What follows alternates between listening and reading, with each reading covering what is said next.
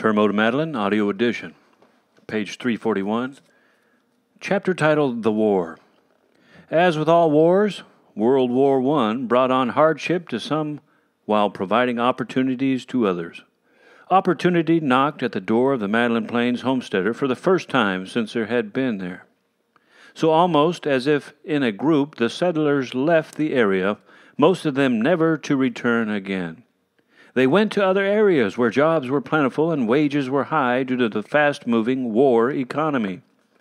Within 2 years of the time the United States entered the war, the population on the plains had dropped a full 50%.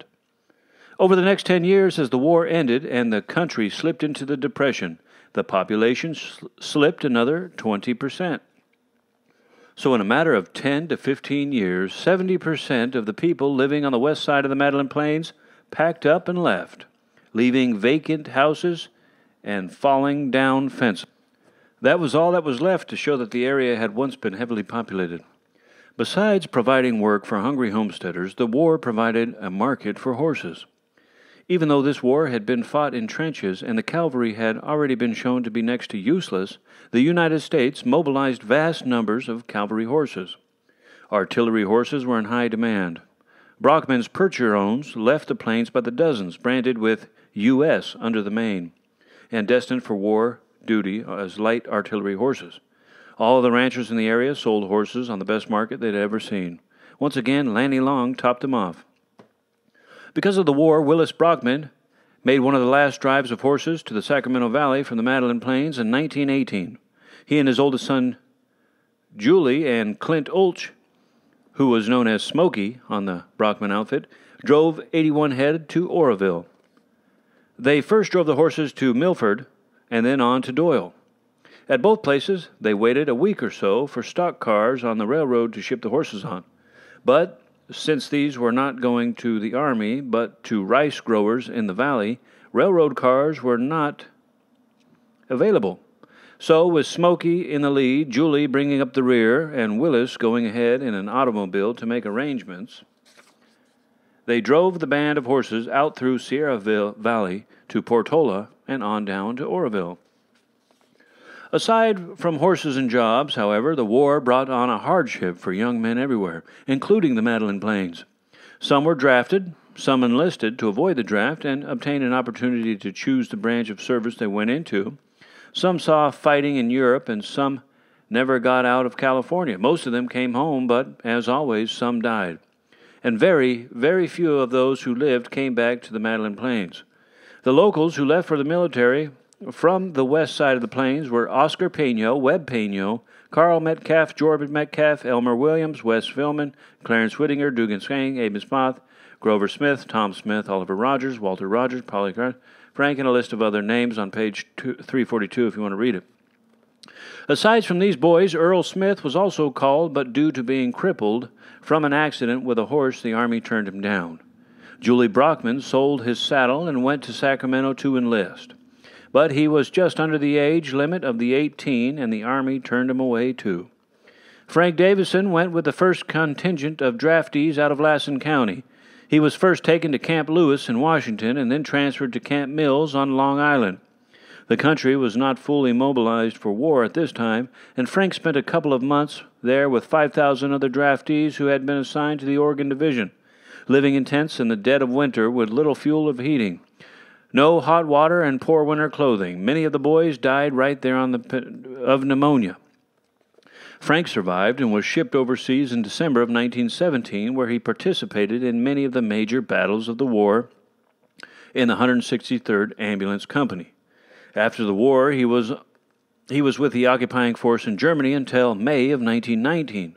On his way home to Brockman, he had the opportunity to stop over in Scotland and visit Davina, his wife, and their little daughter, Mary, neither of whom he had seen for 5 years. Bill Davidson was more fortunate. He was drafted later and assigned to an artillery unit, but he was only in Europe a short time. Both boys were fortunate in having their naturalization speeded up because of their service in the United States military. In 1919, they both received their United States citizenship. One of the local boys who was not so fortunate in the Army camp was George Metcalf. He contracted tuberculosis and died in New York before his regiment left for France. His brother Carl was in the same company. He was given leave by the Army to accompany the body home. The funeral was held at Ike and Mary Metcalf's home, where nearly 30 years before, with the help of midwife Mary Peño, George had been ushered into the world. He was buried in the Dry Valley Cemetery, and Carl went back to the Army. The only other local boy to die was Emal Lundgren. He was killed in action in France. The draft found everyone, even if they were in a remote area like the Madeline Plains. Elmer Williams was buckarooing for Frank Enyart and the McKissick outfit in the Gerlach country of Nevada. They were camped below Smoke Creek when somebody brought the mail out from Gerlach. In it was Elmer's draft notice, and he was supposed to be in Susanville the next day. So the following morning he set out for home, arriving in Madeline after dark. The next day he boarded the NCO and traveled to Susanville, arriving a day late. The draft board was not happy with him, but they did not execute him on the spot.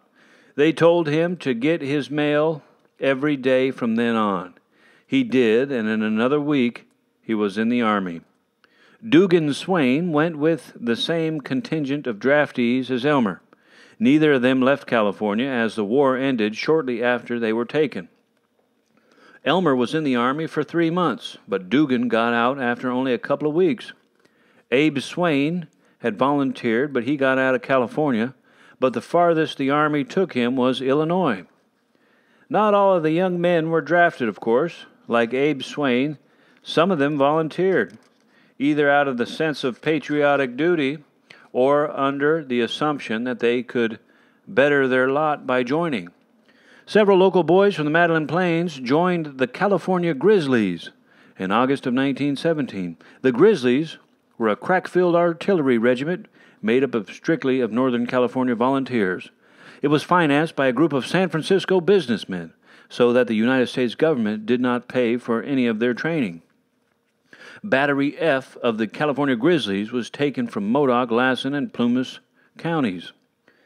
They were generally referred to as the Lassen Grizzlies and were under the command of Lieutenant F.J. Solinsky. Oscar Peño was one of the first to enlist from the Lassen County. By January, he had been advanced to gun corporal. Webb Peño joined up with the Battery F a few weeks after his brother did. They were the only two to join from Madeline's side of the plains, but Percy Loog and Raymond Vandervoot from the Ravendale side also joined from the Madeline Plains, and Alan Lundy, who had spent a lot of time with his uncle, Dan Armstrong, at Red Rock, and who would become a prominent Madeline Plainsman after the war, was also a member of Battery F. Battery F sought share in the fighting of France. In fact, the Germans might have never surrendered if the United States had not turned that bunch of wild Northern California cowboys loose on them. One has to take his hat off to Lieutenant Solinsky for being able to make Army material out of such a backwoods group. The story is told of one of the Madeline Plains boys on a cold, snowy morning in France. When he mounted his horse, the animal began to act up. He promptly took off his army hat, and as he swore at the top of his lung, beat the horse over the head with it. The madly bucking animal and the cussing buckaroo put on quite a show for those watching, one of whom, unbeknownst to the Madeliner, was Lieutenant Solinsky. When the air had cleared, the lieutenant stepped forward to give the young soldier a severe tongue-lashing. "That, soldier, is not the way we do things in the United States Army," he was informed. When the chewing out was over, Lieutenant Solinsky spun on his heel and stomped out of the group of soldiers. Those who could see his face as he hurried away, however, said there was a twinkle in his eye and he was chuckling to himself as he went. Once the war ended, everyone eventually got to go home. John Nelson had not been in the Army long when it ended. Like many of the others, he had never left California, but that was really a foreign country to him. considering he had never been out of Modoc County or Deep Canyon. John liked to gamble, and he had played a lot of poker at Camp Kearney when he was stationed. But this luck had not been the best. When he was released from the Army and paid for the time he had been in, he had quite a few gambling debts to pay to his card-playing buddies. And, of course, with the war over and him being one of the first ones discharged, there was some partying that had to be done. So, when it came time to go home to Deep Canyon, Johnny found himself without any money. Fortunately for him, he was in the first group of soldiers discharged. He managed to give the conductor at the train station a convincing story about how he had been in the Army all this time and was flat broke with no way to get home. That got him as far as Oroville, and a similar story got his another ride up to the Feather River and into Doyle. But when he had to switch over to the NCO, he had Sam Phelan to deal with. Sam would not let him on the train, so Johnny sat back in the distance and waited until it started up. At that point, he ran and hid in a boxcar full of baggage. Sam Phelan knew he was on the train and kept looking for him, but the baggage man kept him hidden until they got to Amity, where the train stopped for lunch. John was peeking out of the boxcar door when he saw Pete Ivory get out on one of the passenger cars. He quickly hopped out of the boxcar and ran over to Pete and borrowed enough money to make the rest of the trip on up to likely legal. The war was over and John Nelson was home in Deep Canyon. Carl Metcalf, Frank Davidson, Paul Karki, Ray Rumi, Ab Swain, Elmer Williams, and Wes Philman were all soon back in the Madeline Plains also. Clarence Whittinger came back a short time, but soon all the Whittinger family, including Clarence, moved to Gridley, California. Although some of the other boys came back to the plains, none of them came to stay ever again. All right, next chapter, the flu epidemic, page 350. The flu epidemic hit hard and at the worst time. It got started in the late fall of 1918 and progressed through the winter, grasping almost everyone in its clutches before the winter was through. All of the cattle were not off the ranges when it started. Buckaroos were soon down in bed and unable to ride, often for weeks at a time. It was a devastating flu, often turning into pneumonia in its later stages. Stricken homes were reluctant to have visitors for fear of spreading the disease. Travelers were afraid to stop over for a night at someone else's home for fear of contracting it. All of this made conditions very difficult for the fall gathering and roundup of cattle. Buckaroos were in short supply, and those that were on the job found the heavy, wet snows and cold temperatures that ushered the winter of 1918-1919 almost unbearable. This was especially true considering the fact that they sometimes had to camp out, having failed to find a home that did not have the disease before they could return to their own home. Willis and Julie Brockman, riding fast and light after some strays that had heard of Canby area, where they were unacquainted, spent most of the one night trying to find a home that would put them up for the night. As they neared each house, someone would come to the window waving them on, indicating the family was down with the disease. Finally, they did find a house where they could spend the night. The saddest story is told of young 18-year-old Fred Swain, the third son of John and Adelia Swain. He had another couple of young men, Tom Shanks of Dry Valley and Art Ducassi, were riding for strays at Horse Lake. Fred was working for Dean Duke of the 70s outfit, or Corporation Ranch at that time. While they were gathering their cattle at Horse Lake, they stayed at the Long Ranch. The cook had the flu, and by the time the boys left, they all had it too. Fred was hit the hardest. He was running a high fever and had to stop several times to get off his horse and build a fire. Once they arrived at their homes, a doctor was summoned from Aden, and he visited the three young men several times over the next couple of weeks. Tom and Art eventually got well. Fred developed what he called black pneumonia and died on a bleak January day in 1919. Once again, as with the winter of 1916, spring was a welcome sight to those who pulled through. All right, next chapter, titled The Madeline Hotel, A Continuing Legacy. Through good times and bad, the Madeline Hotel always provided stability to an otherwise difficult and insecure existence on the Madeline Plains. It was always there for a weary traveler, providing rest, comfort, and good food. In the way of entertainment, dances were often held at the hotel's huge dining hall, giving lonesome, hard-working cowboys, trained men, sheep herders, and the like a chance to socialize and meet members of the opposite sex. During the days of Prohibition, liquid refreshments could still be obtained at the hotel, especially during dances. For those who needed to forget their problems, local buckaroos, when thoroughly plastered, would often ride their horses up the ramp that led to the big double doors at the point of the L-shaped hotel. These doors led directly into the bar, where a cowboy could come thundering in and order up a drink without ever stepping down off his saddle. Provisions for the hotel were shipped in from Reno and Alturas. Ross Maurer continued to supply meat for the hotel until the Van Loan Ranch sold to Pete Laxalt in 1919. After that, various ranchers around the area sold meat to the hotel managers, and at times, meat was shipped in on the NCO from Reno, Alturas, and Lakeview, as was produce and other foodstuff.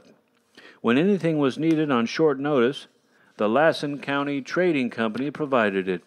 All the hotel laundry was shipped down to Reno, and the NCO was to commercially laundering establishment. It would be sent back in large canvas hampers, and the clean linens would be exchanged that week's dirty laundry. Besides, travelers there were those who stayed at the Madeline Hotel for weeks or months at a time. Several big Reno and Carson City sheepmen made their headquarters there during the shearing and shipping. Others made their headquarters there most of the summer, keeping the hotel substantially full of sheepmen all summer. Trainmen often lived at the hotel. Surveyors and men of the like occupation always lived at the hotel when they were working near Madeline. The Madeline school teacher always had a room at the hotel with meals provided, too, of course. The NCO passenger trains on their way north always stopped at Madeline for supper at the hotel around 6:30 p.m. The conductor would call ahead of the railroad's telephone line to let the cook know how many people to expect. The sale of the NCO to the Southern Pacific Company and the subsequent board gauging of the line kept business at the hotel booming day and night.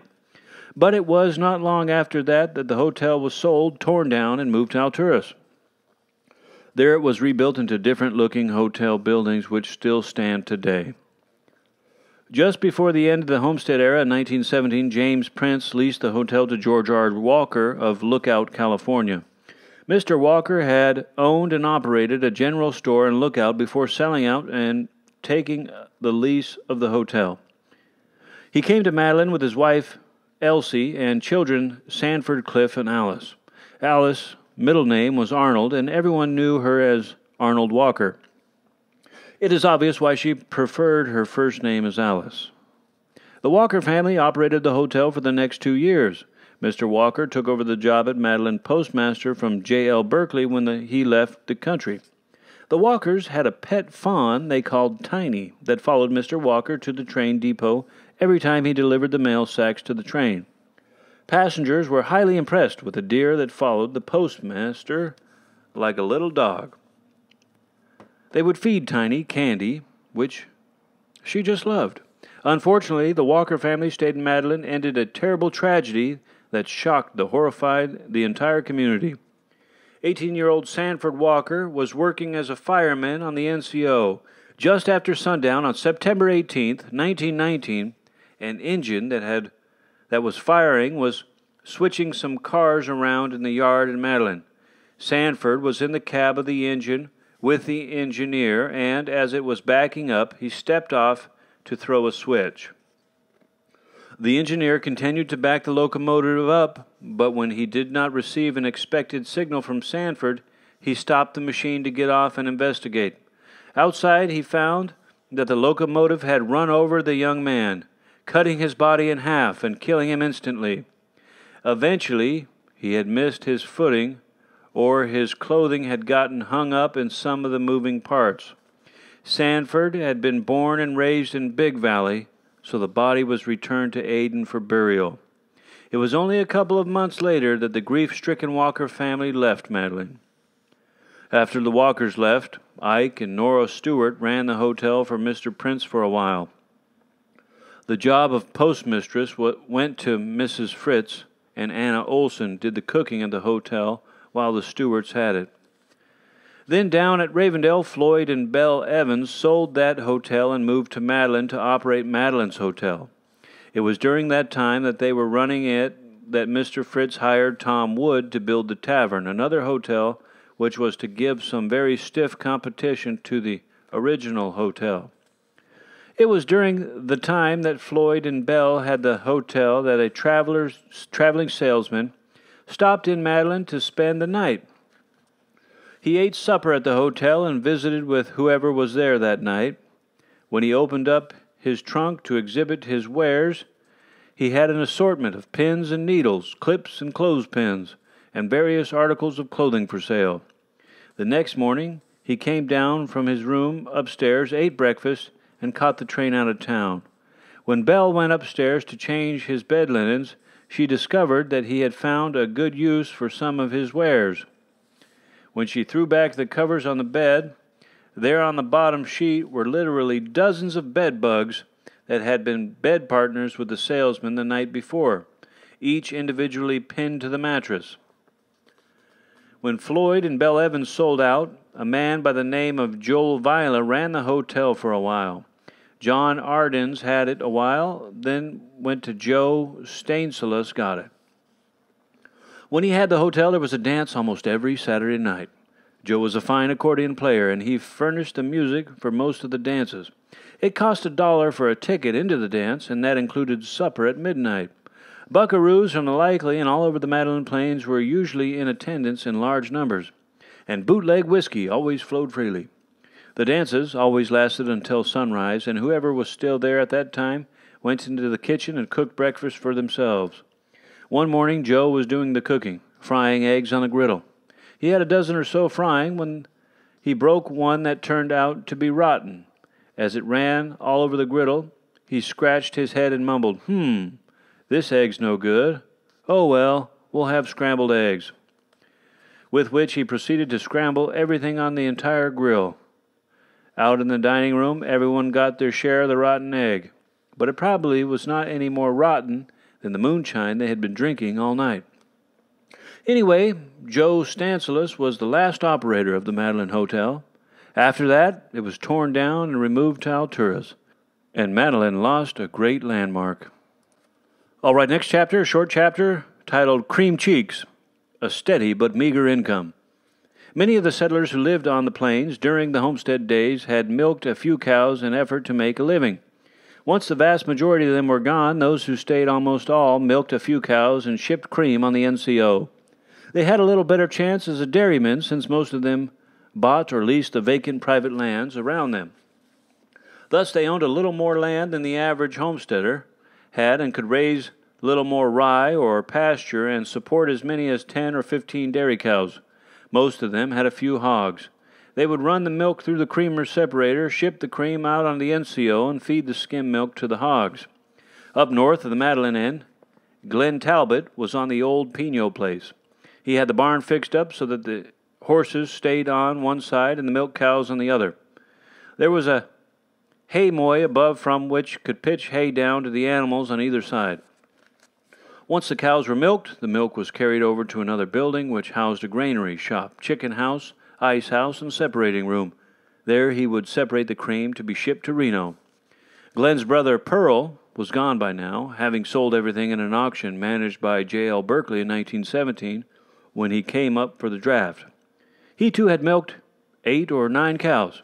He had owned something that few other dairymen in the area ever had. However, a gasoline-powered cream separator. He had an old hand crank separator like everyone else. Then he had seen an advertisement in a mail-order catalog for Galloway 2¼ horsepower gasoline engines and cream separators. Since he and his hired help were getting up at 5 a.m. to do the milking, he decided a new separator with an engine to run it would save some time. So he ordered one. It saved time, all right, but Pearlie only stayed around another year to use it. The record seems to have been lost as to who bought it at the auction when he sold it out. There on the outskirts of Madeline, the Polsons and Jim Olson also milked a few cows. Cream was shipped to the Chisholm Creamery in the Nevada Packing Company in Reno. The 5-gallon cream cans were shipped out full and were sent back empty. There were other creameries, such as Golden State and Crescent Creamery, that the various dairymen dealt with also. There was even a creamery in Susanville, but mostly cream was shipped to Reno. Cream checks were mailed to the people sending the cream in. There was not much money in it, but times were hard. The economy was tight, and generally it was all the money a family had to spend. Down toward Brockman on the west side, there were a few small dairies too. Frank Davison, who now had 2 more little daughters, Laura and Madeline, as well as his wife and first daughter to support, was milking a few cows and selling the cream. He had bought Sam Whittinger's place after the Whittinger family left the country. Before that, he had leased the Pino place from Glenn Talbot for a year and the old Boersma place for a year. By now he had built up a fair-sized dairy herd. Frank Lane had bought Clarence Whittinger's homestead and was living on it. He, too, was milking a few cows for the little money it brought in. Clint Olch and his family were living in the Rogers homestead just north of the Whittinger homestead. Clint was more of a horseman than he was a dairy farmer, but he milked a few cows anyway. His was not a typical dairy. He did not own any Holsteins or Guernseys like the Olsons did.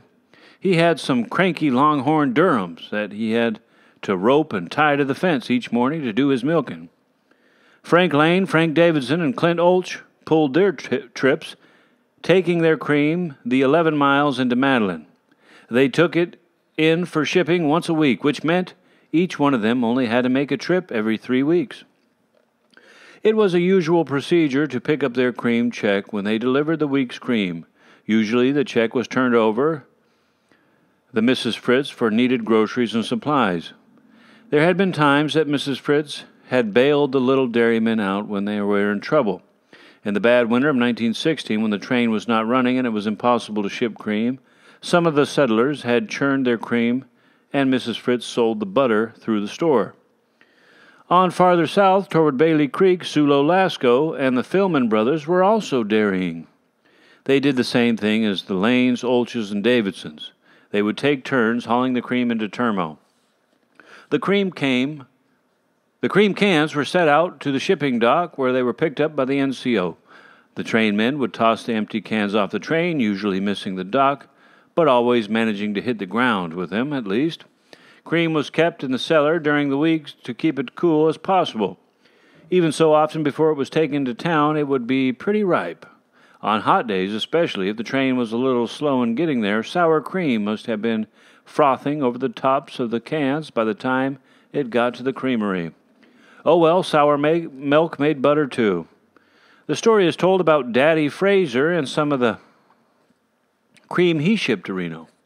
He did not have a separator, so he was forced to let the milk sit out for a day in large, shallow pans. These he sat on the floor. One morning, a mouse had found its way into one of the pans of milk. Daddy Fraser pulled it out by the tail, and as he scraped the cream off its back into the pan, he exclaimed, with all the sympathy he could muster, "Poor little mousie, poor little mousie." Anyway, Wes and Roscoe Philman raised hogs in their place. Sulo did not, but he always took his skim milk up to Roscoe's and fed it to the pigs. That way, by the time they were ready to butcher, Sulo always owned a hog because of all the milk he had donated to the cause. It provided him with a year's ham and bacon. The cream checks were meager and by no means made a living for the people who milked the cows. Often it was only the money they saw during the year. Everything else was done on the trade. Sage hen and venison provided a lot of food. Clothes were made cheaply by the wives. Work was traded back and forth. The pampered generations of today could never imagine how one can live on so little. And yet the difference in a child of having an orange in his Christmas stocking or not having one was made by the cream check. All right, we'll stop here for today. Next time we'll pick up on page 358, chapter titled Lac Salts and Smoke Creek, The Little Man Wins. Have a great day.